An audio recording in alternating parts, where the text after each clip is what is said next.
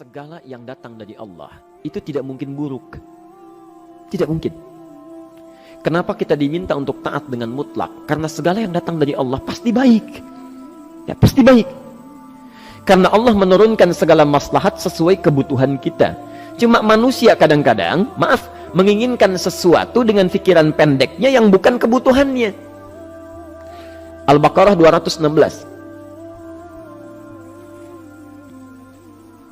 Agak pelan-pelan kita ya.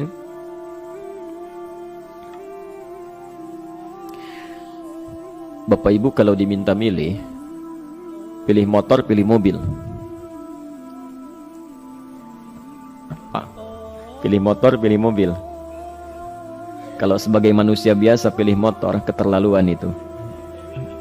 Umumnya akan memilih mobil. Akan memilih mobil umumnya. Tapi kadang-kadang kita menginginkan sesuatu yang tinggi, menurut Allah itu bukan kebutuhan kamu. Kebutuhan kamu itu motor. Ya. Keperluan kamu motor. Kalau kamu punya mobil, sulit nantinya. Gangnya sempit, mesti bikin garasi, anggaran bertambah, dipikirin juga. Capek. Sudah, motor saja, terbebas dari banyak kemacetan. Mampu diurai, tidak banyak difikirkan. Pelan-pelan. Turun ayat, kutiba alaikumul qitalu wa huwa kurhul lakum. Ya. Diwajibkan atas kalian berperang. Dulu orang diminta jihad gelisah, ya. Gelisah. Nah, kalau ada perintah Allah yang melahirkan kegelisahan, ini maknanya. Maknanya, ya. Tidak harus dalam konteks jihad yang fisik, ya. Jihad, melawan hawa nafsu kita. Jihad melawan pikiran kita. Jihad melawan prasangka buruk kita. Kadang-kadang ada keinginan kita yang kita inginkan menurut Allah itu belum baik untuk kita. Nah, sifat manusia ketika diberikan oleh Allah keputusan yang terbaik, kadang-kadang ada sifat dalam hatinya gejolak, belum bisa menerima. Ya. Ada gejolak di hatinya. Dalam keadaan demikian kata Quran, kutiba alaikumul qital. Kalau Anda merasakan sesuatu sedang ada gejolak di jiwa, sulit menerima ketetapan Allah, maka perangi perasaan-perasaan buruk itu. Wa huwa kurhul lakum, walaupun itu sulit. Walaupun itu sulit. Jangan berprasangka buruk dulu pada Allah. Ayat yang indahnya, perhatikan kalimatnya. Asa an takrahu syai'an fahuwa khairul lakum. Boleh jadi Anda tidak menyukai sesuatu, di balik itu ada kebaikan-kebaikan besar yang Allah sedang rencanakan. Ya. Karena pikiran kita pendek, maunya sekarang saja. Tapi subhanallah, Allah sangat panjang, tidak ada batasnya. Allah memberikan maslahat sampai kamu meninggal, ini maslahatnya. Kamu berpikir sekarang saja.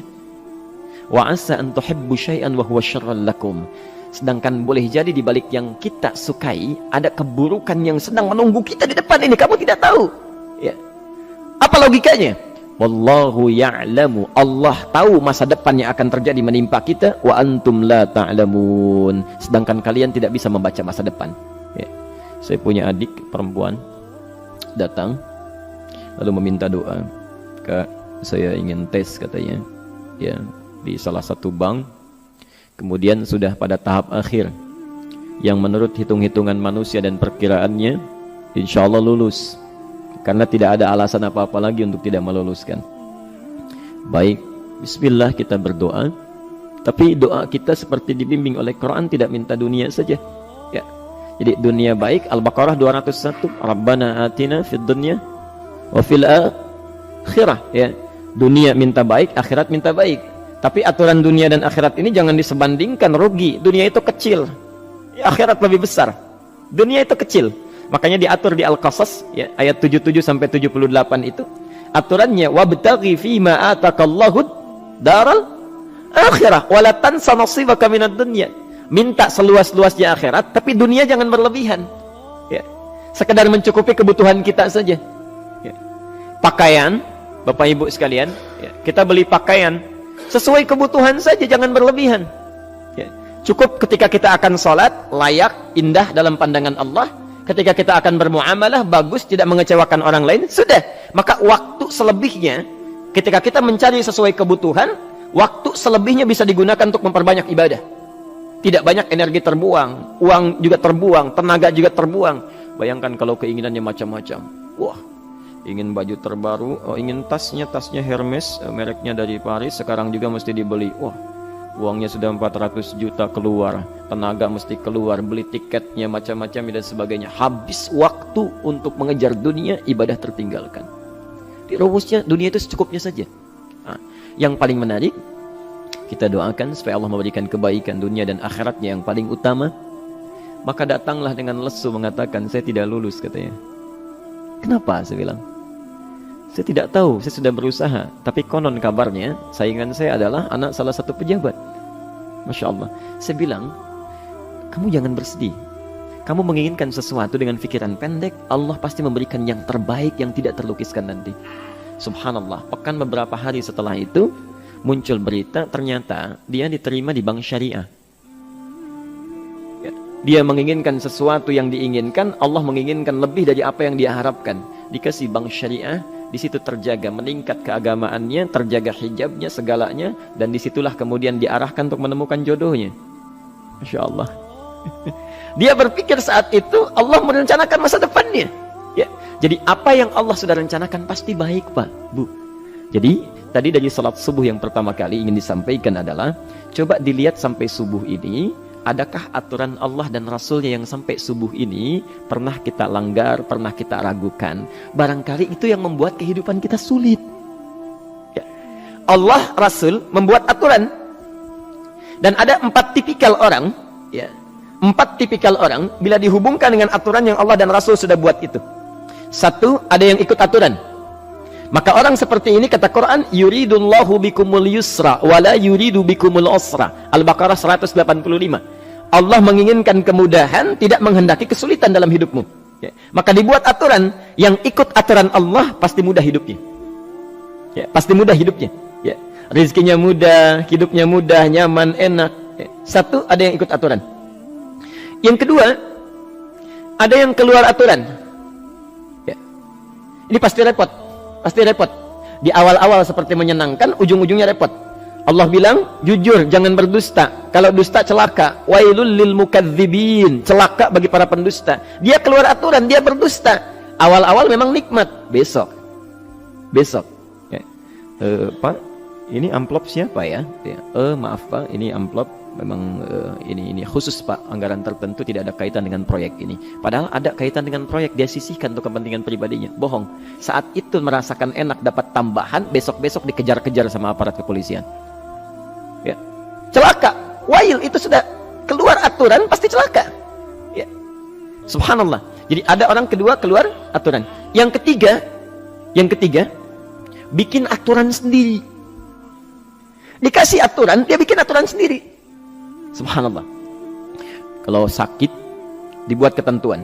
Sakit pertama, kalau biasa-biasa saja, ya, subhanallah, ikhtiarnya pergi ke dokter. Seorang sahabat datang kepada Rasulullah, ya Rasulullah, saya sakit, tolong doakan saya. Kata Nabi, idhab ila tabib, pergi ke dokter.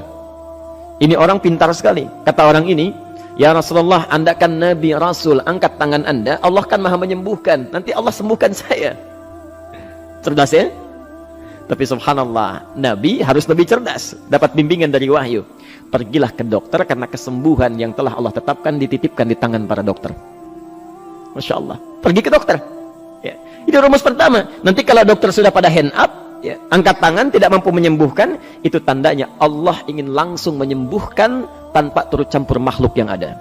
Maka kaidahnya akan berubah nanti, ya, dari kaidah biasa kepada kaidah Al-Anbiya ayat 83 sampai 84. Itu aturan yang menyembuhkan langsung dari Allah Subhanahu wa taala. Tapi kalau Anda sakit, perginya ke dokter. Ya. Cuma ada manusia bikin aturan sendiri. Sakit, pergi ke dukun. Ya. Dukun nggak bisa, pergi ke paranormal. Dirinya pun sudah nggak normal. Makanya disebut paranormal, karena nggak normal. Ya. Tapi didatangi juga, gitu, bikin aturan sendiri. Karena itu jadi lebih sulit hidupnya. Ya. Doa, minta pada Allah, kan sederhana. Ya. Doa, nggak bayar, nggak ada macam-macam, Masya Allah, gampang sebetulnya. Ada kekeringan, sekarang kan banyak kekeringan ya, banyak kekeringan. Dikasih rumus, subhanallah, dikasih rumus yang tidak perlu pakai biaya, meluangkan waktu, itu pun berpahala juga. Dunianya dapat, akhiratnya melimpah. Ya. Dikasihlah salat istisqa, Masya Allah, tinggal minta, memohon kepada Allah. Salat, mengangkat tangan, mohon pada Allah, subhanallah. Manusia tidak bikin aturan sendiri. Digarami saja. Orang garamin sayur, dia garamin awan. Cari biaya miliaran, terbang pakai pesawat. Kalau Allah tidak berkehendak, ya sudah. Ya. Ayo silahkan, berapa biaya yang mau kamu kumpulkan, tenaga yang kamu kumpulkan, silahkan aja. Ya. Yang ini hujan, bikin kering lagi di sana. Sana hujan, bikin kering lagi di sana. Mau sampai kapan? Ya. Dikasih yang gratis tinggal muncul, cuma manusia bikin aturan sendiri, ya susah hidupnya. Itu yang ketiga. Yang keempat, ada orang nggak mau diatur. Allah bikin aturan, dia nggak mau diatur. Ya, Masya Allah. Ini yang luar biasa. Inilah yang fasik. Fasik itu keluar dari aturan, menyimpang, tidak mau diatur dia. Ya, tidak mau diatur. Karena itu Bapak Ibu sekalian, dari ayat yang pertama ini, ya, mari kita evaluasi sampai dengan hari ini subuh. Dari ayatnya memang sederhana, singkat, padat, cuma satu ayat. Tapi meminta kita untuk melihat, sudahkah sampai hari ini taat pada Allah dan Rasulnya? Yang kedua, ketaatan kita apakah selalu ragu atau sudah melahirkan keyakinan yang paripurna? Ya. Yang ketiga, pelajari aturan-aturan Allah terkait kehidupan kita. Aturan sholat, aturan muamalah, ya, aturan beraktivitas, aturan berumah tangga. Pelajari itu supaya mendapatkan kemudahan. Biasanya kesulitan didapatkan karena kita belum mengenal aturan Allah dan Rasulnya.